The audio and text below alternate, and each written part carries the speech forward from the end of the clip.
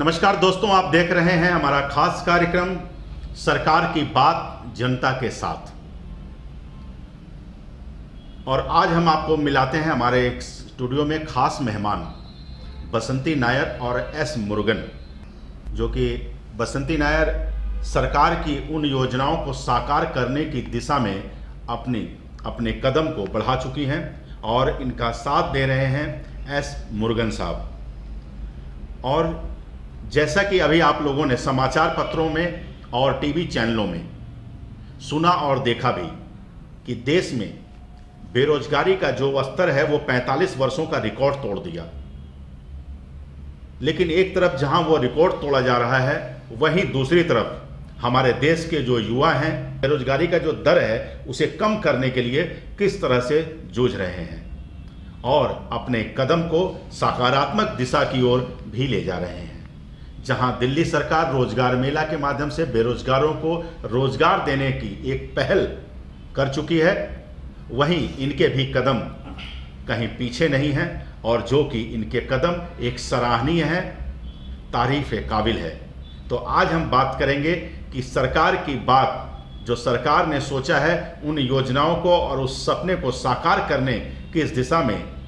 कैसे और कहां से शुरुआत हुई, कैसे यहां तक पहुंचे और क्या क्या कुछ कर रहे हैं इस सेक्टर के अंदर में। आप हमारे इस वीडियो को देखते रहें, हमारे इस कार्यक्रम में जुड़े और इस कार्यक्रम के माध्यम से आप अपने आसपास रहने वाले जो भी बेरोजगार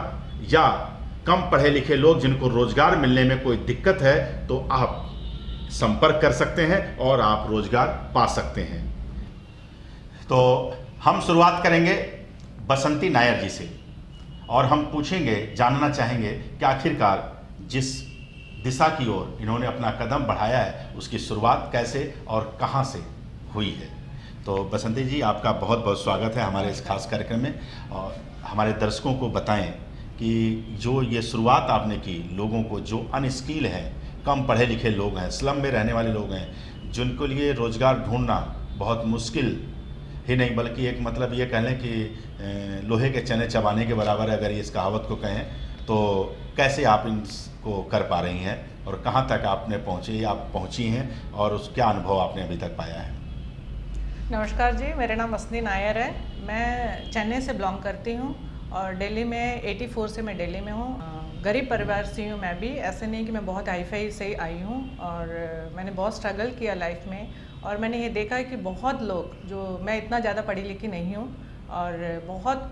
लोग ऐसे हैं जो पढ़े लिखे होने के बावजूद भी कि वो लोग कहीं जाते हैं और इंटरव्यू देते हैं, उनको जॉब मिल जाता है, लेकिन जो पढ़े लिखे नहीं हैं उनको जॉब मिलना बहुत मुश्किल है। मैंने वो देखा। और स्लम में बहुत सारे लोग ऐसे हैं कि जैसे लड़का लड़की हो गया या लड़के हो गए हैं, ताश खेल रहे हैं, शराब पी रहे हैं और सिगरेट पी रहे हैं, वेस्ट कर रहे हैं टाइम अपना, वो घर के लिए कोई काम नहीं करते हैं। तो फिर हम लोग ने बहुत सोचा और मैं और मेरे ब्रदर दोनों हम लोग विदेश गए, वहाँ जॉब किया। लेकिन वहाँ पर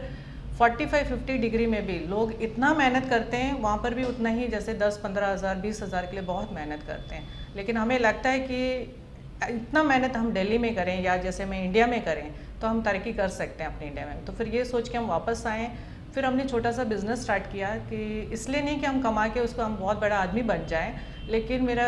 प्रयास यही रहा कि गरीब लोगों को और जो पढ़े लिखे नहीं हैं, अनपढ़ है, उनको मैं जॉब दूँ। और हम लोग ने यहाँ पर मोती बाग में ही अपना बिज़नेस स्टार्ट किया, छोटा सा। और स्टार्टिंग में हम लोग ने 10-12 लोगों से शुरुआत की और उसके बाद धीरे धीरे हम लोग पूरा स्लम, जितने भी स्लम एरिया है जो आरकेपुरम सेक्टर में, तो वहाँ सारे स्लम में जाते हैं और वहाँ पर सारे लोगों से मिलते हैं, उनको जॉब प्रोवाइड करते हैं। मेरा बहुत बड़ा बिजनेस नहीं है, लेकिन फिर भी जैसे हम लोग होटल्स हो गए, कॉर्पोरेट ऑफिस हो गए, वहाँ पर हम लोग क्लीनिंग का कॉन्ट्रैक्ट उठाते हैं। जैसे क्लीनिंग मतलब साफ़ सफाई का कॉन्ट्रैक्ट उठाते हैं और वहाँ पर लड़कों को लगाते हैं। वहाँ पर जैसे स्लम से लड़के उठाते हैं, उनको ट्रेनिंग देते हैं, पहले स्किल बताते हैं कि बहुत बड़ी बात नहीं है कि उनको सिखाना, जैसे आजकल तो यस नो, जैसे थोड़ा सा उनको पोलाइटली बोलना, ये सिखाते हैं पहले। उसके बाद हम अपनी यूनिफॉर्म देते हैं, उनको ग्रूमिंग लाते हैं, जैसे बाल कटिंग करना, शेव करना। उनके पास पैसे भी नहीं होता है, इवन हम 50 रुपया 100 रुपये जो हमारे पास होते हैं उनको दे के पहले हम बेचते हैं, उनको पहले ग्रूमिंग में लाते हैं, उसके बाद हम फील्ड में उतारते हैं। तो उनको हम हफ्ते में एक बार उनको ट्रेनिंग देते हैं और उनको हम जॉब देते हैं। ये शुरुआत तो हम लोग को बहुत कम लोगों से शुरू हुए, लेकिन आज ऊपर वाले की दया से कि मेरे पास मैन पावर 700 से भी अबव है और सारे जगह में मैं कॉन्ट्रैक्ट उठाती हूँ, कोशिश करते हैं, हम खुद मार्केटिंग करते हैं, कॉन्ट्रैक्ट उठाने के बाद सबको हम नौकरी देते हैं। लेकिन इसलिए नहीं कि हमें कुछ कमाना है या बहुत बड़ा आदमी बनाना है, लेकिन हमने कहीं ना कहीं छोटा सा शुरुआत किया है कि हम लोगों को नौकरी दे पाए। ये यानी कि एक छोटी सी शुरुआत किसी भी बड़े काम का, बड़े मिशन या किसी भी बड़े उपलब्धि के लिए एक छोटी सी शुरुआत ही होती है। यानी कि कहें तो बरगद का पेड़ एक छोटे से बीज से अंकुरित होकर एक विशाल पेड़ बन जाता है और जो न जाने कितने पंछियों, राहगीरों और लोगों को छाया देता है। तो उसी प्रकार से जो यह कदम आज बढ़ाया इन्होंने, यानी कि बहुत ज़्यादा पढ़ी लिखी नहीं, शिक्षा कहीं बाधक नहीं बना, भाषा कोई बाधा नहीं उत्पन्न किया, सिर्फ काम करने का जोश और जुनून, हौसला था दिल में कि देश के लिए कुछ करना है, देश के उन युवाओं के लिए कुछ करना है जो अपने आप को ये मानते हैं कि हम कुछ नहीं कर पाए, कुछ नहीं कर पाएंगे या कुछ नहीं कर पाते। तो अब हम आप बात करेंगे, हमारे बीच में एस मुरुगन साहब हैं और इनसे जानेंगे कि जो यह काम शुरू किया इन्होंने रोजगार देने का, बहुत सारी अड़चने भी आई होंगी, दिक्कतों का सामना भी करना पड़ा होगा, बहुत सारे उलाहना और आलोचना भी सुनने को मिली होगी। कैसे उन सभी से बचते हुए, उन सभी को झेलते हुए आज यहाँ तक पहुँचे हैं और वही अनुभव हम सब के बीच में शेयर करेंगे कि किसी भी काम को करने के पीछे दिक्कत आपको आएगी, लेकिन आप कभी अपने हौसले को पस्त ना होने दें, कभी हार ना माने, कभी थके ना, मंजिल आपको ज़रूर मिलेगी। तो मुरुगन साहब, आपका बहुत बहुत स्वागत है। नमस्कार सर, आपने ये मौका दिया कि सबके सामने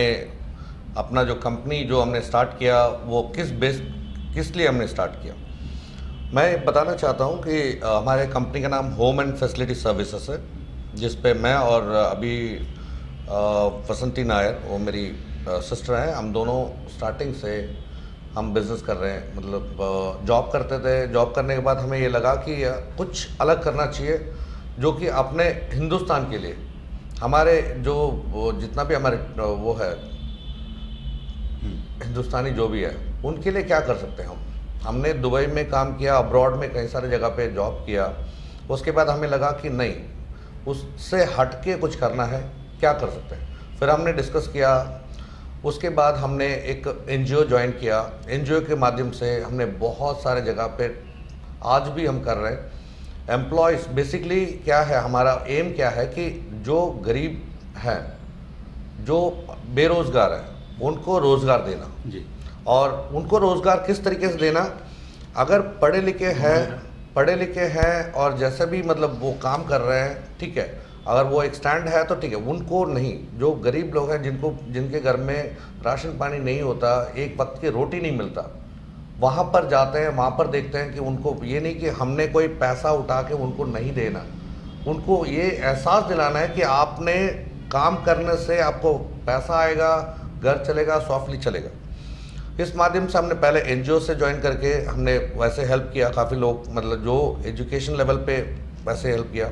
फिर हमने ये प्लान किया, नहीं एजुकेशन ठीक है, एजुकेशन तो हमने कर रही है, उसके साथ साथ क्या करना है, जो बेरोज़गार है उनको रोज़गार देना है। अब हमने स्टार्ट किया कि एक कंपनी रजिस्टर्ड किया, होम एंड फैसिलिटी सर्विसेज के नाम से,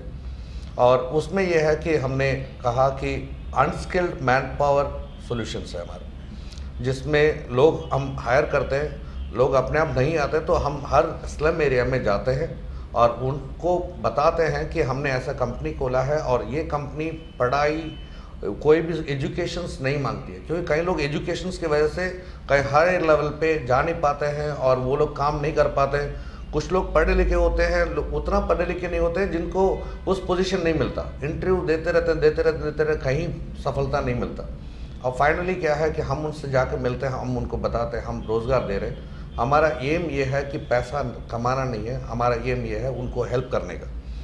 अब उस चीज़ में हम करते करते अभी हमारा लगभग अब मैडम ने बताया था कि हमारा इतना मैन पावर हो गया। अब आप देखेंगे कि हमारे जितने भी हमारी कंपनी में एम्प्लॉयज़ हैं वो सारे अनस्किल्ड एम्प्लॉयज़ हैं और उनको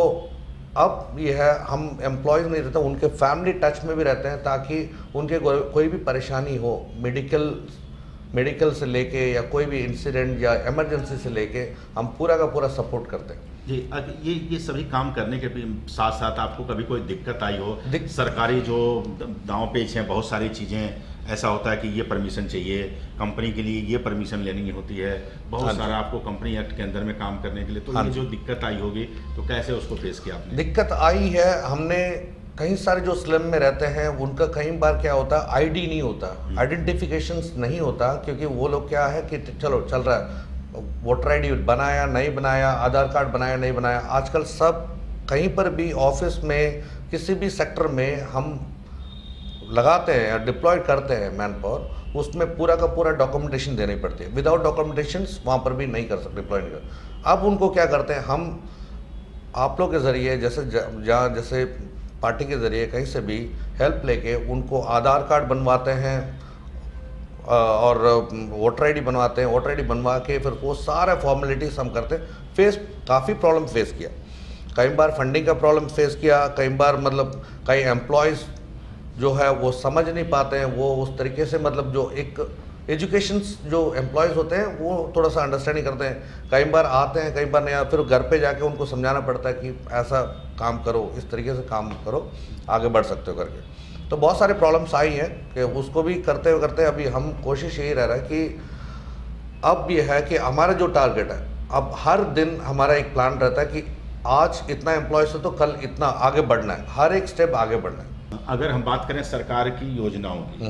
जैसे दिल्ली सरकार की ही हम बात करें, तो दिल्ली सरकार का जो रोजगार मेला या और भी कुछ बहुत सारे ऐसे स्किल ट्रेनिंग देने की बात कर रही है, तो ये कितना आप लोगों के लिए कारगर हुआ, सिद्ध हुआ? देखिए, मतलब उसमें असर पड़ा है काफ़ी, और इस चीज़ के लिए धन्यवाद कहूँगा गवर्नमेंट को कि हाँ ठीक है इस तरीके से करें। मैं तो ये चाहता हूँ कि अब और भी बहुत कुछ करें, हमारे गवर्नमेंट की तरफ से और बहुत ज़्यादा सपोर्ट मिले कि हमें, ताकि जितना भी हमारे सेक्टर में जितना भी बेरोज़गार है उनको रोज़गार देना है। अब हम भी बात कर रहे हैं, कई जगह से बात कर रहे हैं कि मतलब किसी ऐसा कोई फैसिलिटी लाओ कि हम और भी तेज़ी से काम कर पाए जी। अब यहाँ का दिल्ली का ही नहीं है, हम क्या करते हैं, प्लान आउट करते हैं, हम जाते हैं बिहार में या हमारे आसपास के जितना भी यहाँ पर एरिया, असम में, इधर उधर जाके हम लोग वहाँ पर जाके कैंप लगा के वहाँ से मैन पावर हायर करते हैं जो अनस्किल्ड एम्प्लॉयड है, जिनको वो बेरोज़गार है, उनको लेकर आके यहाँ पर रूम लेके हम उनको यहाँ पर ट्रेनिंग दे के पूरा स्टैंडर्ड SOP स्टैंडर्ड बना के कंपनी का फिर हम प्रेजेंट करते हैं क्लाइंट को। तो उस चीज़ में काफ़ी ज़्यादा प्रॉब्लम आती है, तो हर एक अच्छा काम के लिए प्रॉब्लम तो आएगा ही आएगा। तो ये चीज़ है कि हाँ ठीक है, हमें आगे बढ़ना है और अपने हिंदुस्तान को एक अच्छा स्टैंडर्ड लेवल पे बनाना है, उस चीज़ पे हम वर्कआउट कर रहे हैं और करते रहेंगे। सर आपको धन्यवाद, आप मतलब हमारे लिए इतना बड़ा चीज़ कर रहे हैं, तो ताकि आप लोग सब जो भी देख रहे हैं, और जो नीचे जो आप सर ने बताया है, जो नंबर आ रहा है, डिस्प्ले हो रहा है, उस पर कॉन्टैक्ट करिए, और हम जो भी अगर बेरोज़गार है आप इसको जितना मैक्सिमम टू मैक्सिमम सबको बताइए और आपको रोज़गार मिलेगा। तो ये थी हमारे बीच में बसंती नायर और S मुरुगन साहब, जिन लोगों की पहल से रोज़गार के अवसर कैसे और कहां से निकल सकते हैं, हम कितने और कहां कितने काबिल हैं, हमारी काबिलियत के अनुसार हम अपने काम को भी कर सकते हैं, और जब आप काम करेंगे तो आपका विकास होगा, देश का विकास होगा और आप खुशहाल रहेंगे। यही नेशनल थॉट्स का उद्देश्य है कि ऐसे भारत का निर्माण जहां ना भय हो, ना भूख हो, ना भेदभाव हो, सभी स्वस्थ हों और सभी समृद्ध हों। इस सपने को साकार तभी किया जा सकता है जब हम सब काम करेंगे, हम सब एकजुट होकर इस राष्ट्र की उन्नति के लिए आगे बढ़ेंगे। तो आप इसी तरह से